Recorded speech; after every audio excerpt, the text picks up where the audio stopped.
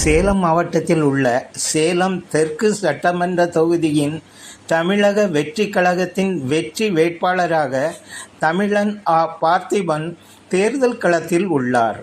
கட்சியின் விசில் சின்னத்தில் போட்டியிடும் வேட்பாளர் பார்த்திபன் தொகுதிக்கு உட்பட்ட பகுதியில் வாக்கு சேகரிப்பில் ஈடுபட்டார்.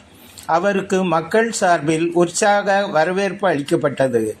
வேட்பாளரை ஆதரித்து வாக்கு சேகரிக்க மும்பையில் இருந்து தமிழகம் சென்றுள்ள தமிழக வெற்றி கழக மகாராஷ்டிர மாநில தொண்டரணி தலைவர் வெங்கடேஷ் வேட்பாளர் பார்த்திபனுக்கு பொன்னாடை அணிவித்து ஆளுயர மாலை அணிவித்து வரவேற்றார்.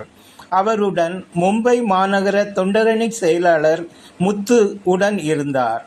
வேட்பாளர் பார்த்திபன் 43 முறை இரத்த தானம் செய்துள்ளார்.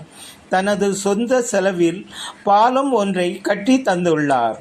மக்கள் சேவையில் தொடர்ந்து ஈடுபட தளபதியின் வெற்றி சின்னமான விசில் சின்னத்தில் வாக்களித்து ஆதரவு தரும்படி வேண்டுகோள் விடுத்துள்ளார்.